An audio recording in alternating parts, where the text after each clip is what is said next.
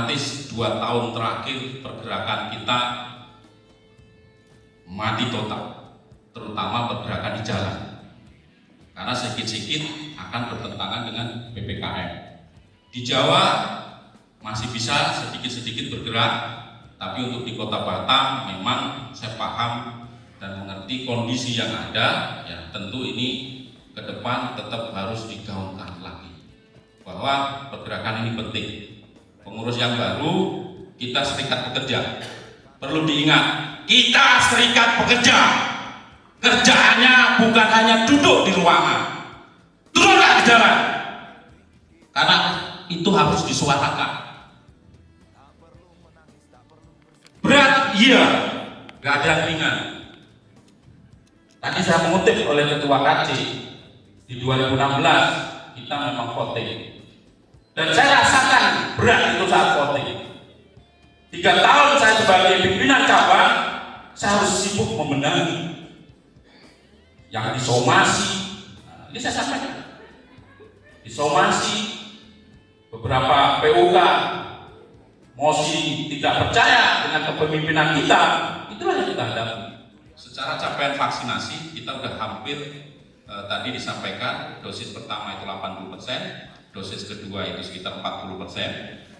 Terpapar COVID turun, berarti yang meninggal juga turun, tapi posisi level kita masih di posisi 3. Sempat saya tanyakan ke Pak Wali sebagai Ketua Gugus, menyampaikan kenapa kita nggak turun. Ini pusat, jadi level ini yang menentukan pusat. Nah, kita berusaha berdoa supaya bagaimana ekonomi kita kembali pulih, itu aja. Kalau masalah level-level biarlah urusan nasional, mungkin itu. Dan yang saya hormati, selamat Bung Alpi, Pak Hakim. Insyaallah saya sudah selesai Pak Hakim.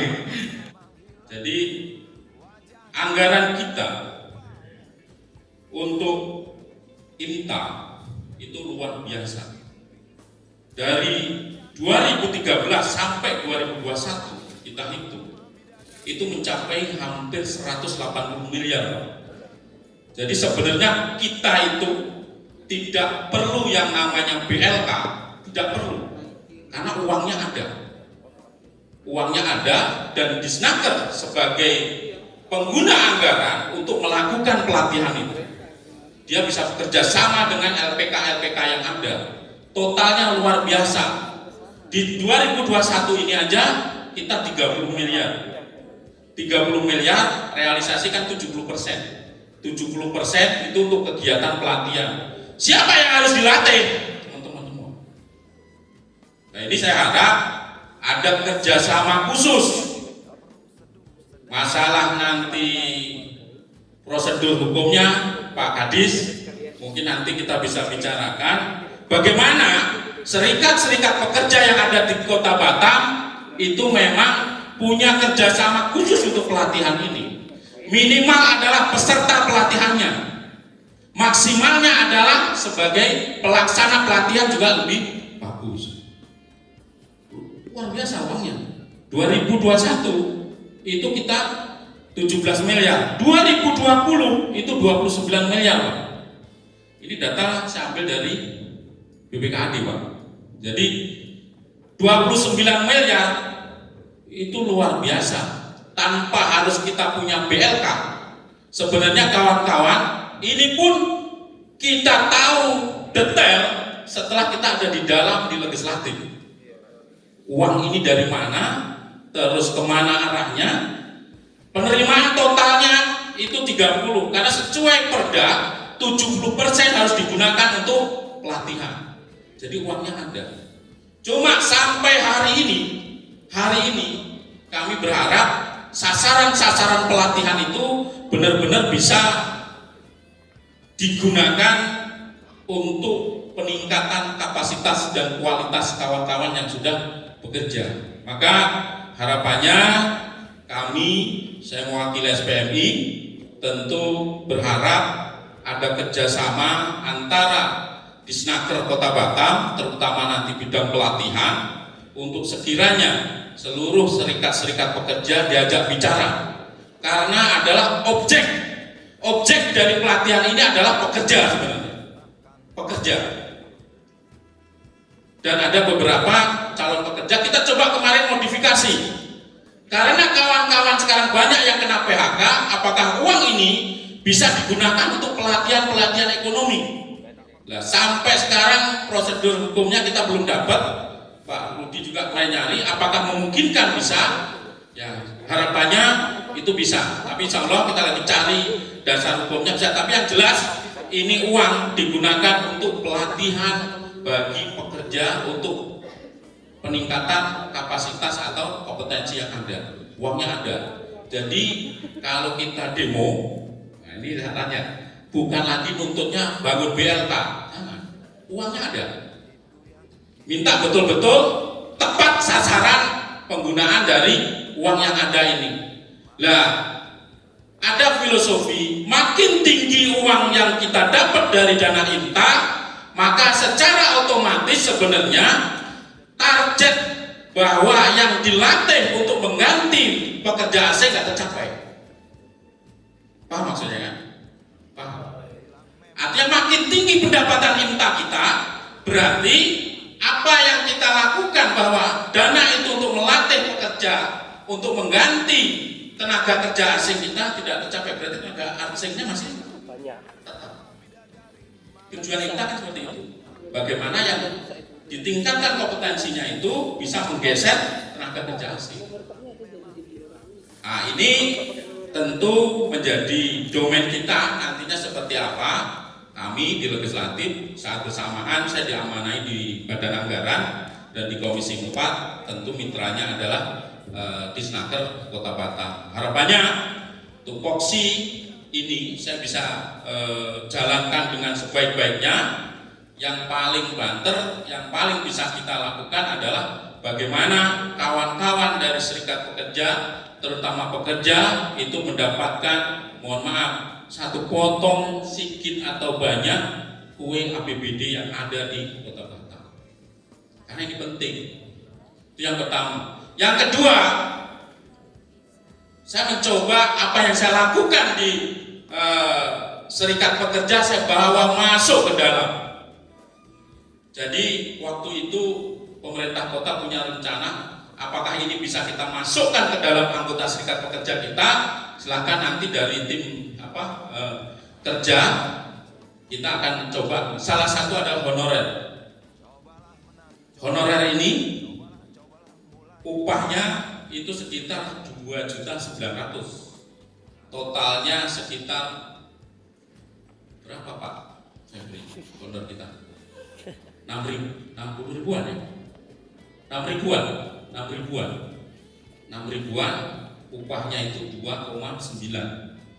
Saat kita coba sampaikan, karena yang namanya dewan kan tugas pokoknya adalah bicara. Kenapa ini nggak bisa UMK? Selalu berbenturan dengan undang-undang ASN yang menyatakan bahwa tergantung dari kemampuan keuangan daerah. Akhirnya apa? Yang berat ini nggak bisa saya jalankan, saya coba sisir. Apa yang bisa dilakukan? Rencana itu sebenarnya ada pemerintah daerah, tetapi saat berhubungan dengan anggaran itu mentok. Salah satu adalah BPJS Kesehatan sama BPJS Ketenagakerjaan. BPJS Ketenagakerjaan insya Allah kalau nggak salah ini sudah dianggarkan 2022 udah go. 2021 itu bulan Agustus ya, iya Pak. Yang 2021 udah. Pertama selalu disampaikan bahwa uangnya nggak ada. Kesehatan, kecelakaan kerja, kematian, mungkin kalau pegawai negeri dia ada. Tapi saat masuk ke tingkat honor, guru-guru honor, tenaga kerja honor nggak ada. Maka kita kemarin besar dan alhamdulillah terjadilah kesepakatan 6.000 honor kita akhirnya mendapatkan dua hal. Kalau kesehatan lebih awal, baru terakhir adalah BPJS Ketenagakerjaan, jaminan kematian sama jaminan kecelakaan kerja. Ini pun masih satu yang kemarin kita akan coba kejar adalah JHT-nya. Ternyata JHT-nya tidak bisa diikutkan sekalian. Nanti dari Pak Hakim ini minta fatwa hukumnya seperti apa. Dari 3 program jaminan kesehatan atau jaminan ketenagakerjaan itu hanya diambil 2 oleh pemerintah kota. Alasannya JHT tidak masuk.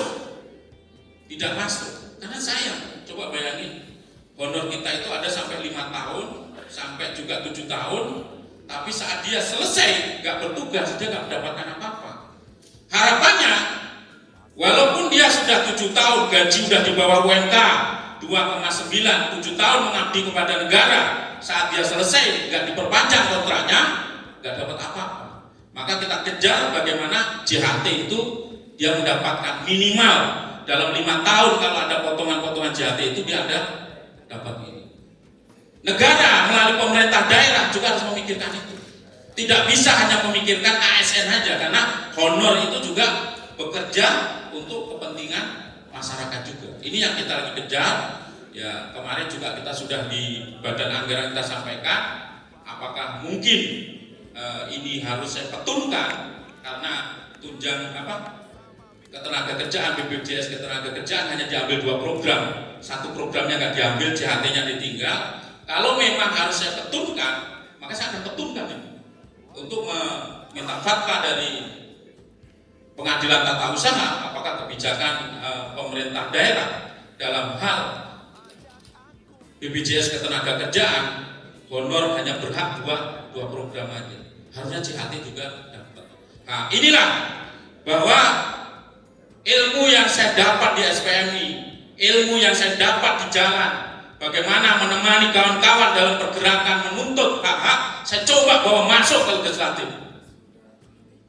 Kecil, 25.000, 100 kalau 1 kakak cuma berapa itu? Tapi manfaatnya di saat dia 7 tahun dia sudah bekerja sebagai entah honor di sekolah, entah itu honor di kecamatan, minimal dia mendapatkan yang namanya JHT. Dan kalau berangkat kerja dari rumah sampai kantornya dia kecelakaan ditanggung oleh negara, BPJS, karena selama ini nggak ditanggung. Jadi mau patah kakinya, kalau memang dia kecelakaan karena belum BPJS ketenagakerjaan, dia biaya sendiri. Kalaupun ada patungan, mungkin patungan dari atasannya seperti itu. Maka ini harus kita advokasi. Saya rasa itu kawan-kawan, bahwasanya hari ini muscap yang ke berapa ini? Kelima. Dan kemarin 2016 sampai 2019 itu memang amanah jatuh ke kita. 2019 sampai 2021 karena harus berpindah kantor menemani Pak Febri, diteruskan oleh Bung Dedi. Semoga aja apa yang kami lakukan saat memimpin salah, atau kalau selalu saya dibilang keras kepala, selalu dibilang PUK, beberapa PUK keras kepala, nggak pernah mau ngikuti arahan permintaan PUK. Bukan itu, sebenarnya kami hanya bagaimana menjalankan ADART itu secara, kalau bahasanya secara kafah. Bahkan kami disomasi, kalau disomasi selama memang harus mundur karena perintah, kami mundur. Tapi karena belum ada perintah mundur, ya kami jalan terus. Kami selesaikan tugas-tugas itu. Harapannya tentu organisasi ini punya garis-garis ADART yang memang siapapun ketuanya nanti ikuti itu. Jangan semaunya, ikuti itu. Karena tanpa ADART itu kawan-kawan akan tersesat nantinya. Saya rasa itu, saya tidak akan membahas partai, berat. Kalau membahas partai, saya cukup membahas SPMI aja. Di sini juga ada kader PKS, rekam pula nanti kan. Saya tidak bahas partai, mungkin itu kalau partai urusan SPMI. Tapi kalau saya ditanya, apakah hati saya SPMI? Hati saya masih SPMI. Saya rasa itu, terima kasih. Assalamualaikum warahmatullahi wabarakatuh. Hidup buruh, hidup buruh, hidup buruh.